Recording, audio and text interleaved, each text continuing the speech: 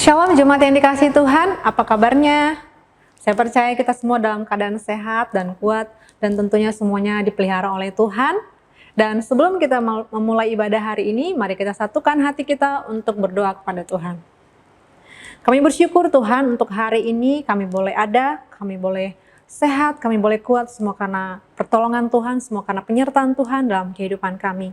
Tuhan, sebelum kami memulai ibadah ini, kami mau serahkan seluruh hidup kami, seluruh hati kami untuk benar-benar sungguh-sungguh menikmati hadirat Tuhan sepanjang ibadah ini Tuhan. Dan biarlah lawatan-Mu mengalir, bekerja bagi setiap jemaat-Mu Tuhan yang sedang beribadah di rumah masing-masing pada hari ini. Tuhan berkati juga Tuhan pujian penyembahan yang akan dibawakan oleh hamba-hamba Tuhan, oleh pelayan-pelayan Tuhan. Bahkan hamba-Mu yang akan menyampaikan firman-Mu Tuhan, urapi, Tuhan pakai dengan luar biasa. Sehingga firman yang disampaikan boleh menjadi berkat bagi setiap kami. Boleh menjadi kekuatan, pengharapan bagi setiap kami Tuhan. Lawat setiap hati kami Tuhan. Terima kasih Yesus. Kami berdoa dan bersyukur. Haleluya.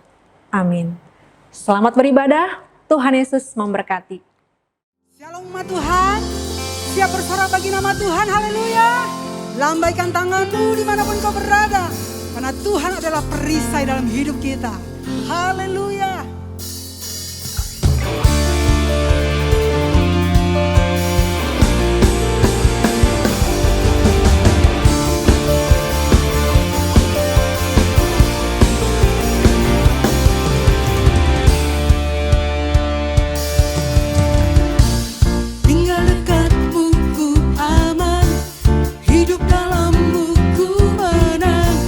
Kau yang memegang hidupku di tangan.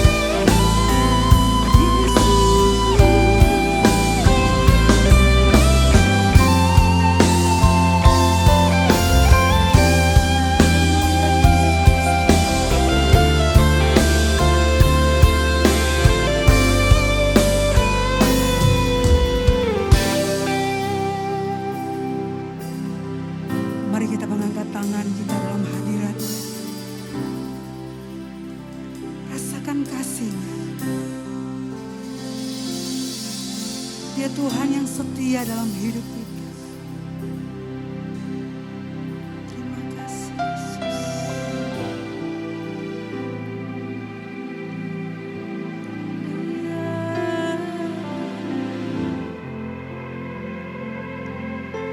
Kami mau terus memuji-Mu Tuhan, dengan segenap kekuatan kami, dengan segenap jiwa kami, dengan segenap akal budi kami.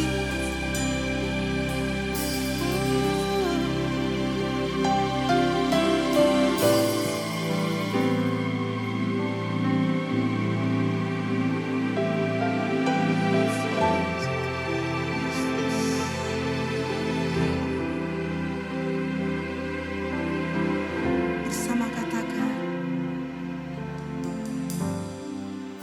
dengan apa kan ku balas segala kebaikan-Mu, segenap hatiku menyembah-Mu Yesus, ku bersyukur padamu. Dengan apa kan ku balas segala kebaikan-Mu, segenap hatiku menyembah-Mu Yesus. Kami bersyukur. Yes. Haleluya. Dengan apa kan ku balas segala kebaikan-Mu, segenap hatiku menyembah-Mu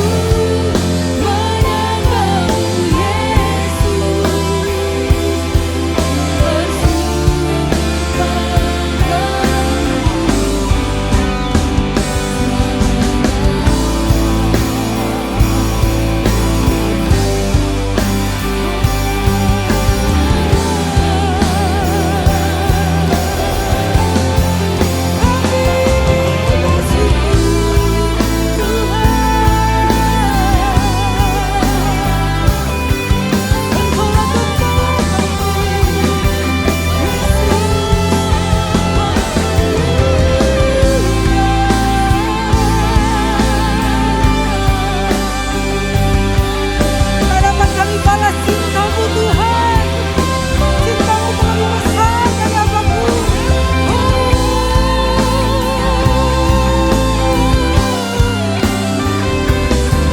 Engkau-Lah yang setia, Engkau-Lah yang baik, sungguh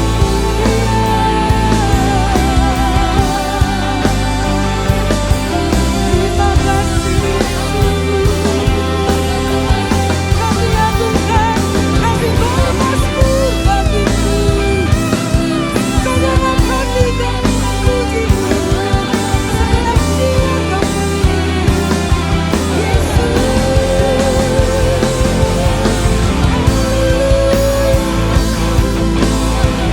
Engkau-Lah harapan kami, Engkau-Lah kekuatan kami, ya. Terima kasih Tuhan, dalam hidup kami, Engkau sumber pengharapan, sumber kemenangan.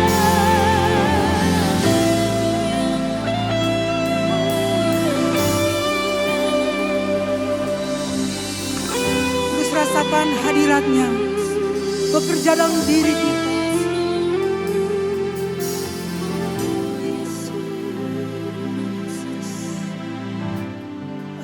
anjuran kami. Engkau yang terbaik dalam hidup kami ya Yesus. Dan mata kami terus terarah kepadamu ya Yesus.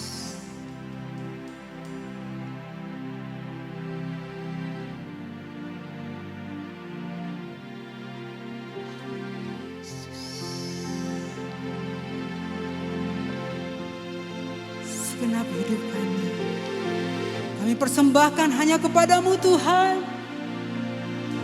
Segenap batin kami terus memuliakan nama-Mu.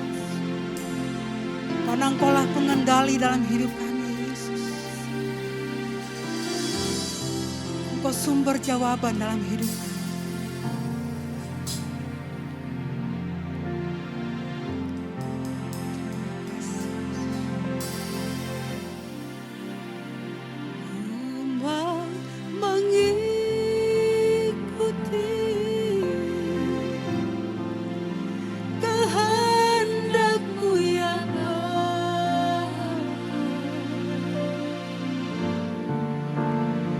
Ku masih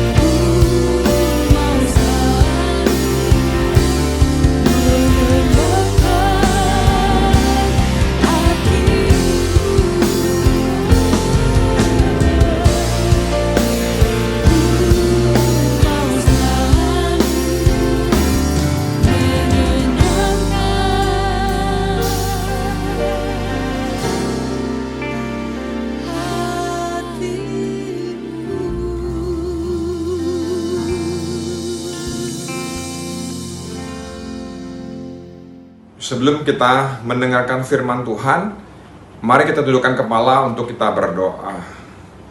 Tuhan, kami sungguh bersyukur buat pujian penyembahan yang sungguh memberkati. Sekarang buka hati dan pikiran kami untuk mendengarkan kebenaran firman-Mu. Biarlah firman Tuhan disampaikan pada pagi hari ini sungguh memberi kekuatan, pengharapan, dan jawaban atas setiap pergumulan dan kesulitan yang sedang kami hadapi saat sekarang ini. Berfirmanlah Tuhan, kami siap untuk mendengarkannya dalam nama Tuhan Yesus Kristus. Haleluya. Amin. Siapa yang percaya Tuhan ada dan siap memberkati kita? Berikan tepuk tangan sekali lagi untuk kemuliaan nama Tuhan. Hari ini saya akan menyampaikan firman dengan judul kuasa perkataan. Hakim-Hakim pasal 12 ayat 5 dan 6 berbunyi demikian. Hakim-Hakim pasal yang ke-12 ayat 5 dan 6. Untuk menghadapi suku Efraim itu, maka orang Gilead menduduki tempat-tempat penyeberangan sungai Yordan.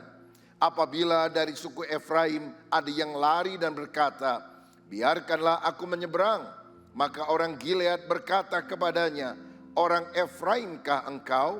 Dan jika ia menjawab, bukan. Maka mereka berkata kepadanya, coba katakan dahulu, Shibolet.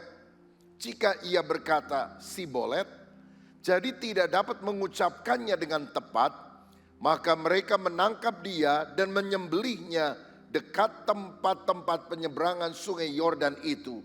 Pada waktu itu tewaslah dari suku Efraim 42.000 orang. Saudara, kita harus menyadari bahwa kata-kata itu sangat menentukan mati dan hidupnya kita. Salah kata bisa masuk penjara, salah kata bisa mati. Alkitab menceritakan ada perang saudara di Israel antara suku Efraim dan suku Gilead. Dan ketika suku Efraim akan menyeberang lewat sungai Yordan, ditahan oleh suku Gilead. Dan dia bilang, ngomong dulu, Shibolet. Nah rupanya orang Efraim itu gak bisa ngomong Shibolet. Yang dia bisa ngomong cuma Sibolet. Walaupun mereka mengaku, oh saya bukan musuh kok. Saya kan dari suku yang sama.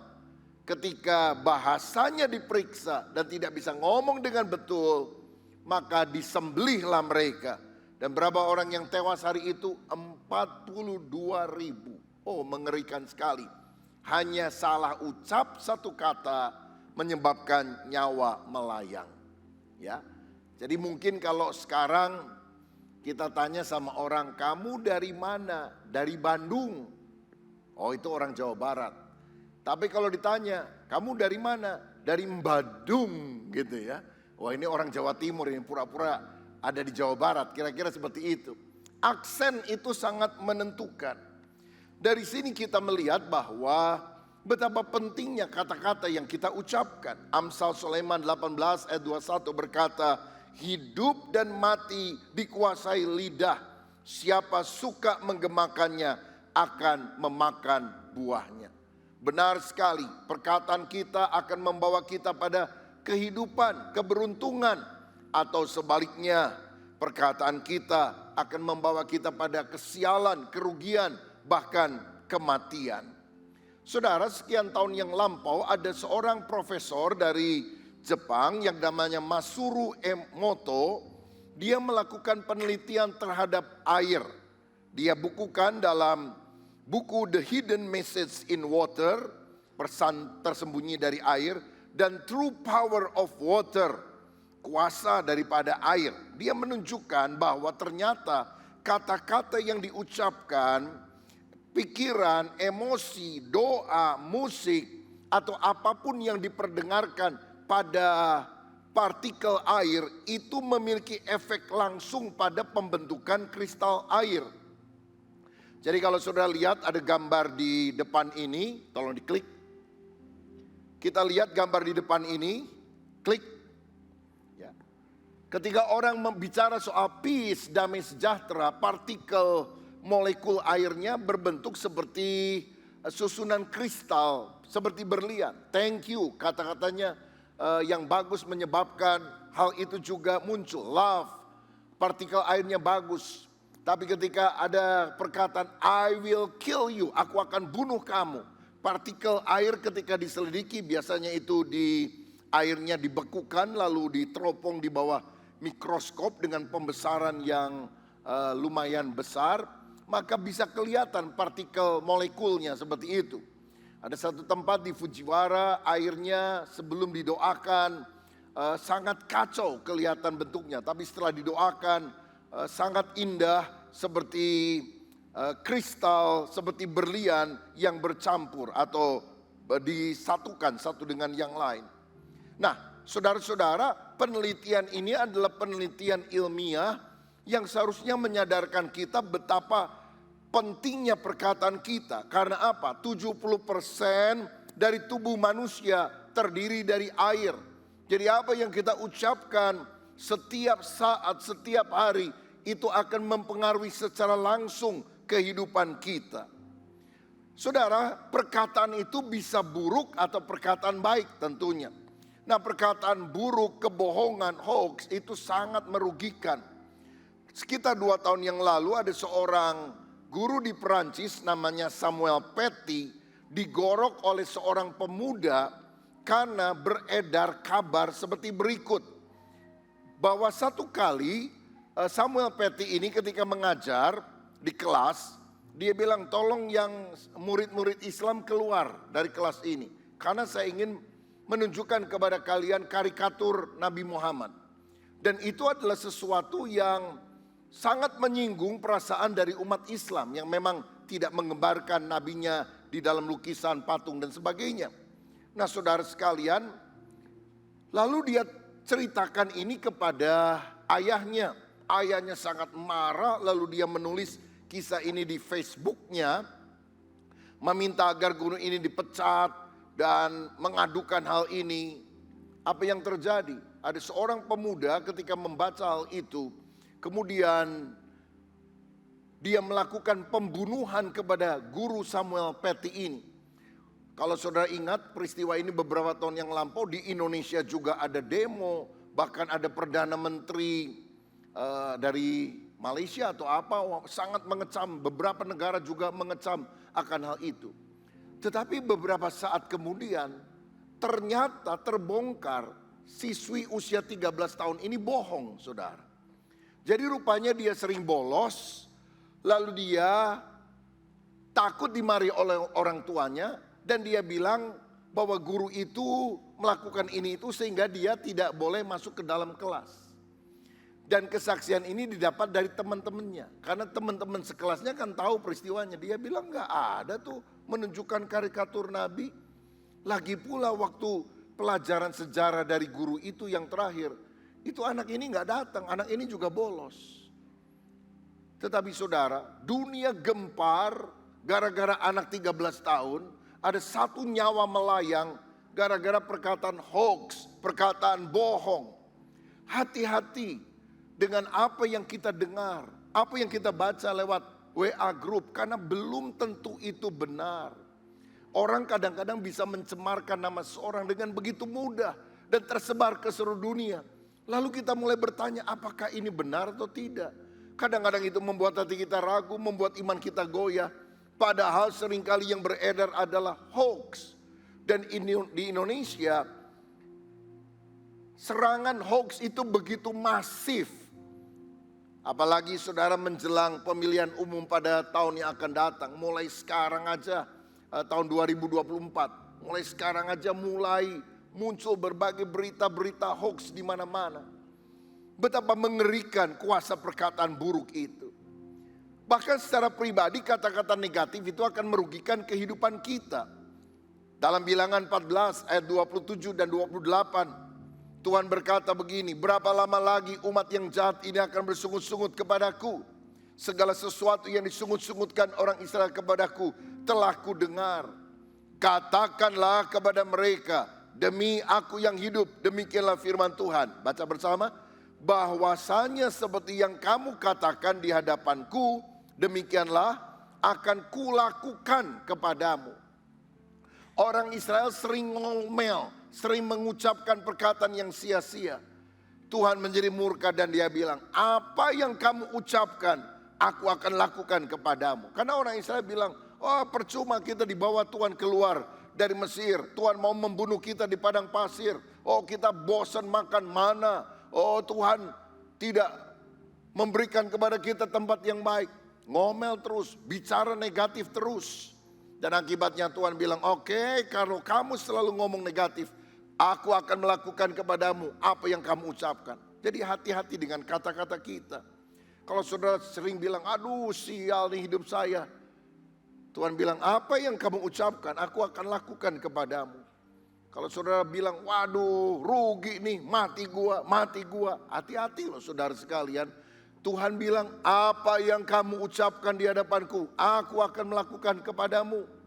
Bukankah seharusnya kita lebih waspada terhadap apa yang kita ucapkan, sehingga yang muncul adalah kata-kata yang baik, kata-kata berkat. Lihat sekarang kuasa daripada perkataan yang baik. Saudara ingat Tuhan Allah menciptakan alam semesta ini hanya melalui firman-Nya. Jadilah terang, jadilah cakrawala, jadilah matahari, bulan dan bintang. Bahkan Alkitab dimulai dengan peristiwa bagaimana perkataan itu digunakan bukan untuk komunikasi. Tapi perkataan itu digunakan pertama-tama dalam catatan Alkitab untuk menciptakan. Dari tidak ada menjadi ada. Creatio ex nihilo. Bara. Tuhan menciptakan yang tidak ada menjadi ada. Hanya karena firman-Nya. Sehingga perkataan itu punya daya cipta yang luar biasa. Ketika danau Galilea bergejolak, Tuhan Yesus berkata, diam, tenanglah. Dan badai itu menjadi reda dan semuanya menjadi teduh sekali. Ada seorang perwira Kapernaum yang datang kepada Yesus karena hambanya sakit. Dan dia bilang, kau tidak perlu datang ke rumahku. Tapi katakan saja sepatah kata, maka hambaku akan sembuh. Yesus berkata, pulanglah, hambamu sembuh. Dan kesembuhan terjadi dalam kehidupan hambanya tersebut. Betapa kata-kata kita itu powerful. Apalagi kalau kita mengucapkan kata-kata yang selaras dengan perkataan Tuhan. Karena Tuhan menciptakan alam ini dengan perkataan. Nah saudara-saudara, karena hidup dan mati kita dikuasai oleh lidah, maka kita harus berpikir dengan serius. Bagaimana agar kita memiliki kuasa di dalam perkataan. Ada 4 hal yang secara cepat saya mau bagikan untuk saudara. Yang pertama, kita harus mengisi hati dan pikiran kita dengan firman. Karena ketika firman itu masuk dalam pikiran, firman itu masuk dalam hati, tentu yang meluap keluar adalah firman. Seperti gelas kosong, kalau diisi dengan Coca-Cola, luber keluarnya Coca-Cola.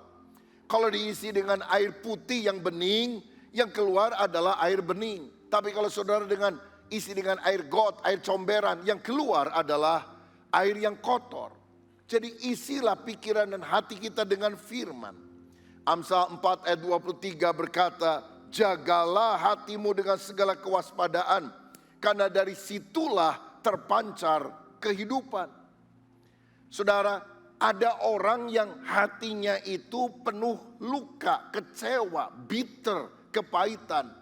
Dan nampak waktu tiap kali dia ngomong, pasti ada nada kepahitan. Saya mau bilang, kalau saudara mau tumbuh rohaninya, jangan suka gaul atau ngobrol lama-lama sama BSH, barisan sakit hati. Karena energi rohani saudara akan tersedot habis oleh orang-orang semacam itu. Bergaulah dalam komunitas yang suka menguatkan, bersaksi, menceritakan kebaikan Tuhan. Karena itu sangat bagus kalau saudara tergabung dalam komunitas sel. Karena saudara punya komunitas yang sehat untuk bisa saling menguatkan satu dengan yang lain. Lukas 6 ayat 45 berkata, orang yang baik mengeluarkan barang yang baik dari perbendaharaan hatinya yang baik. Dan orang yang jahat mengeluarkan barang yang jahat dari perbendaharaannya yang jahat. Karena yang diucapkan mulutnya meluap dari apa? Hatinya. Ada orang bilang, mulut saya aja yang cerewet, mulut saya aja yang jelek. Hati saya baik. Itu enggak alkitabiah, saudara. Karena Tuhan bilang orang yang hatinya baik pasti akan mengucapkan kata-kata yang baik. Kata-kata itu mengalir meluap dari hati seseorang. Karena itu tiap hari baca firman. Supaya hati kita terjaga dari segala iri, kepahitan, perkara-perkara yang buruk. Sehingga ketika kita dikata-katain orang, kita mau balas. Kita ingat firman berkata, pembalasan adalah hakku. Saudara-saudara, di dalam Filipi 4 ayat 8 dikatakan juga demikian. Jadi akhirnya saudara-saudara, semua yang benar, semua yang mulia, semua yang adil, semua yang suci, semua yang manis, semua yang sedap didengar, semua yang disebut kebajikan dan patut dipuji, pikirkanlah semuanya itu. Tuhan mau agar kita mengisi pikiran kita dengan firman. Saya ingat satu kali ada seorang pendeta demam panas selalu mengigau. Waktu dia ngomong ngelindur, mengigau, ngomong ngaco, yang dia ucapkan apa? Tuhan adalah gembalaku, tak akan kekurangan aku. Pergilah, jadikan semua bangsa muridku. Jadi waktu dia mengigau, yang dia ucapkan adalah firman. Karena tiap hari yang diisi firman, firman, firman, firman. Kalau misalnya satu kali saudara demam panas sampai mengigau, kira-kira yang keluar dari mulut saudara tanpa sadar kira-kira apa ya? Apakah firman? Hati-hati jangan nyebut nama suami atau istri orang. Urusan bisa jadi panjang loh saudara sekalian. Karena apa yang ada dalam pikiran dan hati kita, itu kemudian akan meluap keluar. Jadi bacalah firman setiap hari. Dengarkan lebih banyak firman Tuhan. Di gereja kita ada banyak bekal-bekal rohani yang setiap minggu saudara bisa dapatkan. Ada doa pagi yang saudara juga bisa dengar lewat YouTube. Saudara bisa dengarkan lagi. Ada inspiring message 1-2 menit setiap hari. Ada banyak hal-hal bahan-bahan yang bagus. Semuanya sudah tersedia. Maukah saudara menggunakan kesempatan ini untuk mengisi hati dan pikiranmu dengan firman? Yang kedua, bagaimana supaya kita punya kuasa dalam perkataan. Kita harus menghindari perkataan kotor dan menyakitkan. Efesus 4 ayat 29 berkata demikian. Janganlah ada perkataan kotor keluar dari mulutmu, tetapi pakailah perkataan yang baik untuk membangun di mana perlu, supaya mereka yang mendengarnya beroleh kasih karunia. Orang Kristen kalau ngomong harus jaga mulutnya. Jangan sampai perkataan kotor dan menyakitkan. Saya ingat sehabis pelayanan saya dan istri makan di Pujasera di food courtnya belakang apa itu Pasir Kaliki Hyper Square, saudara. Jadi lagi nunggu sate, istri saya nunggu makanannya. Di sebelah kami itu duduk anak-anak SMA kelihatannya 6 orang atau 8 orang. Tapi heran tiap kali mereka ngomong pasti ada anjingnya, saudara sekalian. Anjing, anjing, anjing, begitu. Sampai saya bilang sama istri, apa kita nggak salah duduk ya? Sebelah kita kok anjing semuanya ini. Ayo kita pindah ke tempat yang lain.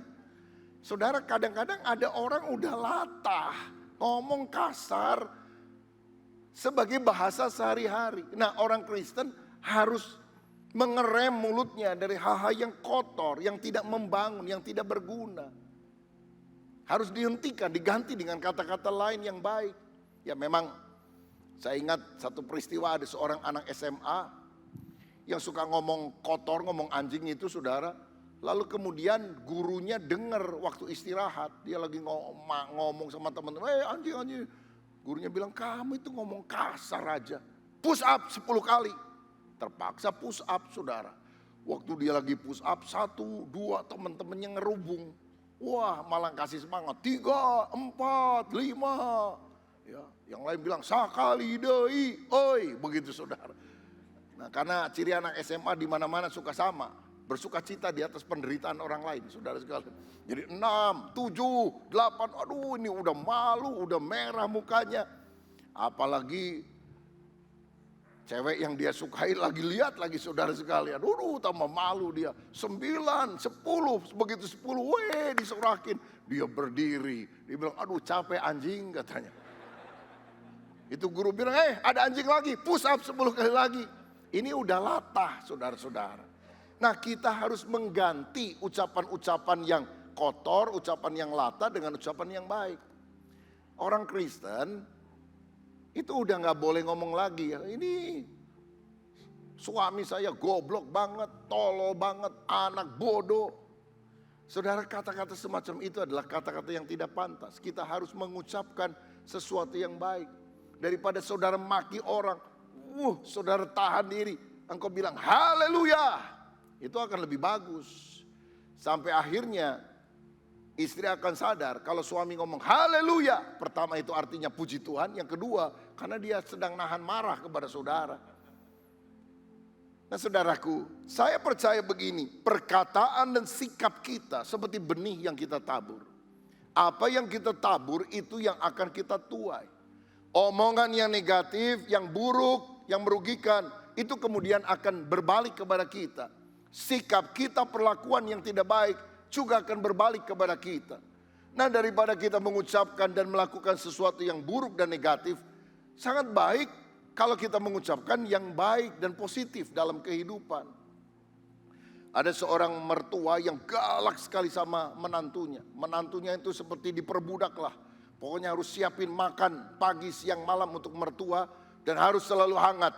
Dan menunya harus selalu ganti-ganti. Gak mau menu yang sama. Waduh, menantunya tuh jengkel sekali. Dia ngomong sama teman-temannya hal yang buruk soal mertuanya ini. Tetapi saudara, karena mertuanya masih tetap begitu, satu kali dia pergi kepada seorang tabib. Dia bilang, tabib, kamu punya racun gak ya? Siapa yang kamu mau racun? Mertua saya itu. Waduh, cerewetnya luar biasa, menindas saya. Tabibnya tersenyum, dia bilang, ada. Tapi gini ya, bener serius kamu mau ngeracun mertua kamu? Bener? Oke, saya kasih racun yang akan efektif selama 1 bulan. Karena kalau kamu bawa racun ini, langsung kamu masukkan di dalam makanan atau minumannya, lalu dia mati, ketahuan kamu pembunuhnya. Jadi ini efeknya akan berlangsung 1 bulan. Nah selama 1 bulan supaya tidak ada yang curiga, kamu itu harus ngomong baik-baik, sikapnya harus baik-baik kepada mama mertua kamu. Supaya kalau dia mati gak ada yang curiga bahwa kamu pelakunya. Bagaimana? Bisa gak? Oh bisa katanya. Sejak itu menantu masak lebih rajin saudara-saudara. Ayo mama makan, maafin ya ma, saya kadang suka cemberut. Tapi sekarang saya akan melayani mama dengan sukacita. Makan pagi, makan siang, makan malam, beda-beda makanannya saudara sekalian. Oh kalau mamanya makan, diambilin lagi, tambah ya, enak kan gitu ya. Dalam hatinya, mati lu, biar mati lu, cepat mati gitu saudara. Tapi kan mamanya gak tahu. Karena sikap menantu dan perbuatan menantu sudah baik. 1 hari, 3 hari, 5 hari, 1 minggu, 2 minggu, 3 minggu. Mertua melihat perubahan pada diri sang menantu ini. Dia mulai berubah. Dia bilang maafin mama ya.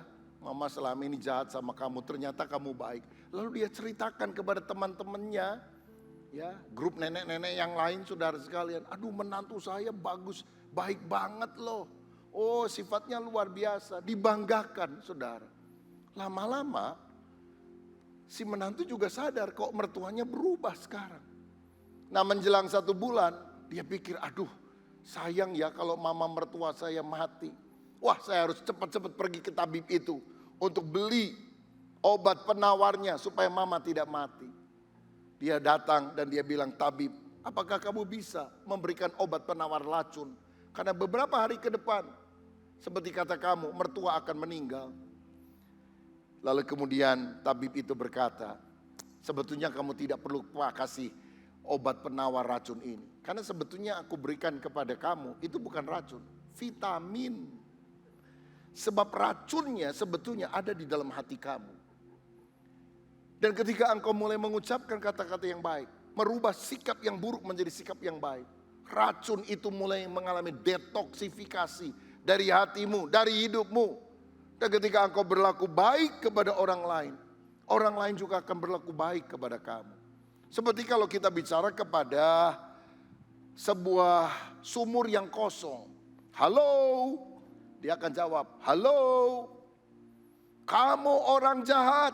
Dia jawab apa? kamu orang jahat. Jangan sampai waktu kita bilang, kamu orang jahat. Lalu dia nyaut, kagak, kamu yang jahat. Nah lari saudara sekalian, karena ada sesuatu yang beda di sana. Tapi kalau saudara bilang, kamu orang baik, maka pantulannya akan berkata, kamu orang baik. Apa yang kita tabur, itu yang akan kita tuai. Karenanya mari kita menghindari perkataan kotor dan menyakitkan. Sebaliknya, taburlah perkataan, bahkan sikap dan perlakuan hidup yang baik. Kepada mertuamu, kepada anggota keluargamu, kepada siapapun. Maka kita akan mengalami kuasa dalam perkataan ini. Yang ketiga, bagaimana supaya perkataan kita berkuasa? Kita harus memperkatakan syukur dan pujian. Ibrani 13 ayat 15. Sebab itu marilah kita oleh Dia senantiasa mempersembahkan korban syukur kepada Allah, yaitu ucapan bibir yang memuliakan namanya. Tiap hari belajar mengucap syukur, lihat sisi positif dari kehidupan ini. Dan jangan selalu bandingkan diri saudara dengan orang lain. Jangan mau jadi orang lain, jadilah diri saudara sendiri. Kita seringkali bahagia kalau kita tidak bandingin diri dengan orang. Ucapan syukurnya muncul. Tapi ketika memperbandingkan, disitulah kita akan mengalami masalah. Misalnya saudara retreat ya.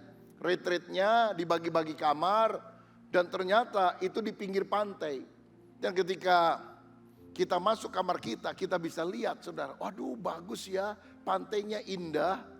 Walaupun kamar kita kamar yang paling pojok lalu ada tembok. Tapi kita kalau lihat ke kiri masih bisa lihat pantai. Walaupun yang kanan lihat tembok. Tapi ketika teman kita bilang, mau lihat kamar saya enggak? Waktu kita datang ke kamar dia ada di tengah kamarnya. Lihat kiri pantai yang luas, lihat kanan pantai yang luas. Mulai marah kita, panitia sirik sama saya. Kenapa dia tidak kasih kamar yang bagus sama saya, tapi kepada teman saya. Pengucapan syukur melihat pemandangan pantai yang indah itu menjadi hilang ketika kita memperbandingkan diri dengan orang lain. Hidup ini jangan suka kepo dengan urusan orang lain, saudara sekalian. Nikmati saja berkat kita yang Tuhan sudah berikan di dalam kehidupan kita. Jangan banyak komplain, belajarlah bersyukur dalam kehidupan ini. Bini gua cerewet luar biasa. Masih untung punya istri. Ada orang yang istrinya udah gak ada, saudara. Suami saya pelitnya luar biasa. Masih untung punya suami, saudara. Ada orang suaminya sudah meninggal dan dia menyesal. Mengapa sepanjang hidup perkawinan dia sering bertengkar. Aduh ini anak-anak nakal banget. Masih untung punya anak. Ada orang pengen punya anak gak punya anak, saudara. Motor mogok wae. Masih untung punya motor, orang lain gak punya motor juga. Karena itu mari kita melihat sisi positif dalam kehidupan ini. Dan belajar yang menyanyi, memuji Tuhan. Di tengah pujian penyembahan kita rasa hadirat Tuhan. Ya, datang dalam ibadah, menyembah Tuhan, bersyukur kepada Tuhan. Di rumah setel lagu-lagu rohani lewat Spotify, lewat CD atau apapun juga. Di mobil lagukan lagu-lagu rohani, nyanyi saudara. Suara saya jelek, gak apa-apa, Tuhan lihat hati. Gimana supaya suara gak jelek? Kencengin volumenya, saudara nyanyinya agak pelan, kan lebih bagus saudara. Ya. Dan kalau saudara punya masalah, gak apa-apa nyanyi dengan suara keras. Karena ketika kau nyanyi dengan suara keras dan sumbang itu, saudara akan sadar bahwa suaramu lebih parah dari masalahmu. Sehingga saudara agak lagi lebih terhibur dalam kehidupan ini. Dan saya yakin ketika kita memuji menyembah Tuhan, memperkatakan ucapan syukur, berkat Tuhan akan mengalir dalam kehidupan kita. Yang keempat, saudara sekalian, bagaimana supaya kita punya kuasa dalam perkataan? Kita harus mengucapkan perkataan iman yang membangun. Jadi ada 4M yang saya bagikan pagi ini supaya kita memiliki kuasa dalam perkataan. Pertama, mengisi hati dan pikiran dengan firman. Kedua, menghindari perkataan kotor dan menyakitkan. Ketiga, memperkatakan syukur dan pujian. Yang keempat, mengucapkan perkataan iman yang membangun. Matius 21 ayat 21 berkata, Yesus menjawab mereka, aku berkata kepadamu, sesungguhnya jika kamu percaya dan tidak bimbang, Kamu bukan saja akan dapat berbuat apa yang kuperbuat dengan pohon ara itu, tetapi juga jikalau kamu berkata kepada gunung ini, beranjaklah dan tercampaklah ke dalam laut, hal itu akan terjadi. Kalau saudara punya iman di hati dan mengucapkan dengan perkataan, banyak mujizat akan terjadi dalam hidup. Iman sejati diwujudkan dalam kata-kata. Iman tidak lengkap tanpa kata-kata iman. Saudara, ketika ada seorang yang 12 tahun sakit pendarahan melihat Yesus lewat, dia berkata berkali-kali dalam hatinya, asal ku jamah saja ujung jubah Yesus, aku akan sembuh. Dan ketika dia berkali-kali mengucapkan kata-kata iman itu, waktu dia jamah, kesembuhan mengalir. Yesus berkata kepada muridnya, siapa yang menjamah jubahku? Muridnya bilang, dari tadi orang desek-desekan, pasti ada orang yang pegang jubahmu. Yesus bilang lain. Ini ada tenaga, ada kuasa yang mengalir, yang keluar dari tubuhku. Karena pasti ada jamahan yang berbeda. Apa yang membedakan jamahan itu? Jamahan iman, saudara. Kalau engkau berdoa, tapi hatimu tetap takut, khawatir, gak ada mujizat. Tapi kalau engkau berdoa dengan iman, mujizat akan terjadi dalam kehidupan. Karena itu percayalah apa yang Alkitab katakan. Dan ketika engkau percaya dengan segenap hati, iman akan membawa kita dalam mujizat. Ada seorang hamba Tuhan dengan karunia kesembuhan ilahi dari Amerika Serikat yang bernama T.L. Osborne. Dia bilang, jika kamu sakit, ada 3 perkataan yang perlu kamu dengar. Pertama, apa kata gejala penyakit itu? Demam, panas, batuk, flu. Yang kedua, apa kata firman Tuhan? Bukankah firman berkata, oleh bilur Yesus kamu telah sembuh? Dan yang ketiga, ini yang paling penting. Apa kata Anda? Kalau saudara mengiyakan kata gejala penyakit itu, saudara akan sakit.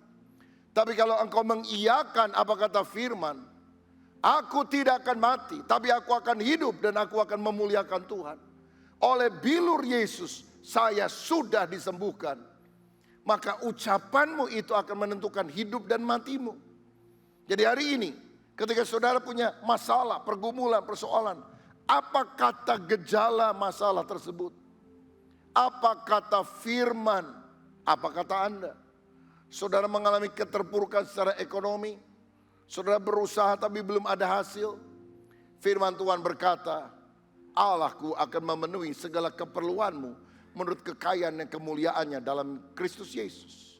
Bukan segala keinginan kita, tapi keperluan apalagi yang mendasar Bapa Surgawi akan siapkan. Yang penting sekarang apa kata Anda? Saudara ngomong negatif terus, saya kekurangan, saya nggak diberkati, Tuhan meninggalkan saya. Atau engkau berkata, saya percaya Tuhan penyedia yang ajaib dan Dia akan memberkati saya melalui pekerjaan saya. Kalau saya rajin bekerja melakukan bagian saya, Tuhan akan melakukan bagiannya dan memberkati saya. Apa kata Anda? Itu adalah hal yang penting. Dan apa yang kita ucapkan harus selaras dengan firman. Sebab kalau kita ngomong beda dengan apa yang diajarkan firman, kita tidak akan mengalami mujizat. Sehingga ketika hal-hal negatif ada dalam hati dan pikiran kita, kita berdiri di depan cermin dan cermin ngotbahin kita, jelek lu, sial lu, gak akan berhasil. Kita yang harus mengkhotbahin kaca itu selaras dengan firman Tuhan. Aku anak Tuhan, aku umat yang diberkati Tuhan, aku dijadikan lebih daripada pemenang. Saudara harus berani bilang, saya bukan apa yang orang lain ucapkan tentang saya. Saya bahkan bukan apa yang saya katakan tentang diri saya. Saya adalah apa yang Yesus katakan tentang saya. Dan kata Yesus, saya adalah orang yang sudah dibenarkan walaupun saya pernah hidup di dalam dosa. Kata Yesus, saya adalah orang yang telah disucikan, telah diberkati. Saya biji matanya, saya berharga di matanya. Dan kalau saudara mengucapkan perkataan yang selaras dengan firman Tuhan, apa kata Anda? Selaras dengan firman atau selaras dengan gejala penyakit atau masalah? Itu akan menentukan hasilnya. Ucapkanlah kata-kata yang membangun. Saudara tahu orang Kristen harus belajar mengucapkan kata-kata profetik. Kata-kata profetik, kata-kata nubuatan adalah mengatakan dengan iman apa yang akan terjadi di depan. Saya tidak tahu apa yang akan terjadi, tapi saya yakin masa depan saya cerah karena Tuhan akan memberkati saya. Saya percaya anak-anak saya sudah ajar dalam hidup, dalam kebenaran. Saya bawa ke sekolah minggu, saya ajar dengan firman. Saya bawa mereka dalam mesbah keluarga. Saya yakin mereka akan menjadi anak yang dewasa, berhasil, dan mencintai Tuhan. Itu kata-kata profetik. Belum ada, tapi kita mengucapkannya dengan iman karena kita yakin. Kita melakukan bagian kita, Tuhan akan melakukan bagiannya. Jadilah orang yang menubuatkan dalam tanda kutip hal-hal yang baik bagi dirimu sendiri melalui perkataan yang selaras dengan firman Tuhan. Itulah perkataan iman yang harus ada dalam hidup kita. Dan saya mau katakan perkataan iman yang perlu kita perdengarkan juga kepada orang lain adalah Injil Kristus. Karena ketika kita memberitakan Injil, kita menawarkan supaya orang yang tidak percaya beriman kepada Kristus. Dan Injil yang diperdengarkan melalui kesaksian itu sanggup mengubah nasib kekal seseorang dari perjalanan menuju neraka beralih pada perjalanan menuju sorga. Roma 1 ayat 16 berkata demikian. Sebab aku mempunyai keyakinan yang kokoh dalam Injil. Karena Injil adalah kekuatan Allah yang menyelamatkan setiap orang yang percaya. Kalau orang lapar, saudara kasih makan, paling beberapa jam lagi dia akan lapar. Kalau saudara lihat ada orang gak punya pakaian, saudara kasih pakaian, itu baik. Tapi mungkin dalam beberapa minggu atau bulan pakaiannya akan lusuh dan pakaian itu akan dibuang.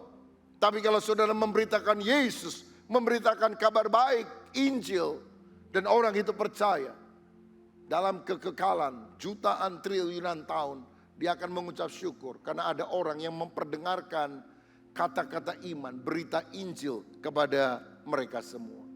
Maukah kita dipakai oleh Tuhan untuk menjadi alat pemberitaan kabar baik? Saudara, mari kita perkatakan firman.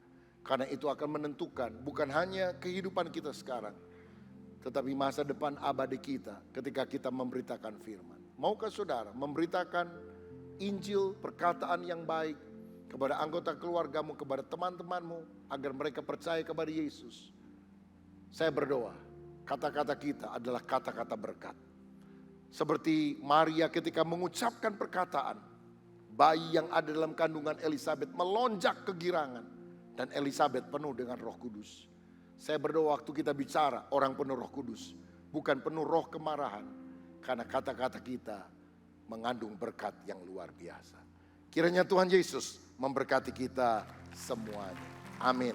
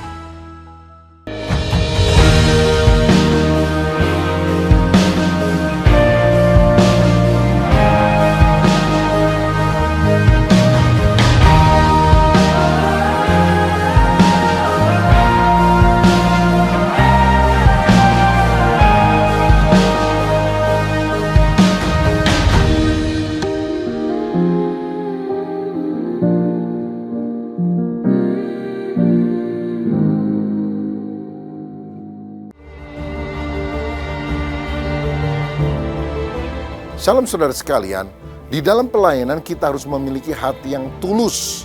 Sebab di dalam Kisah Rasul pasal 4 ada Yusuf, Barnabas yang memberikan tanahnya untuk dijual. Dan hidup Yusuf diberkati secara rohani oleh Tuhan.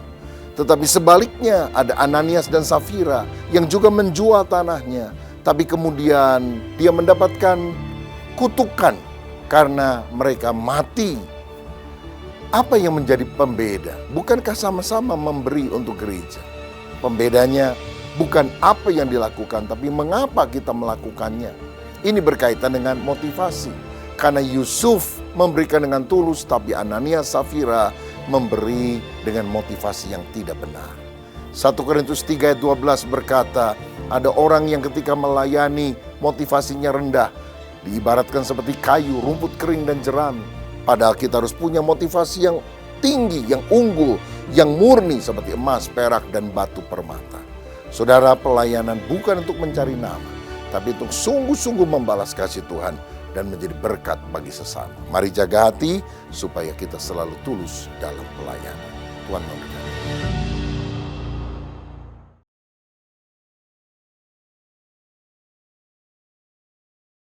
Sebelum kita mengakhiri ibadah kita pada hari ini, mari kita tundukkan kepala untuk berdoa.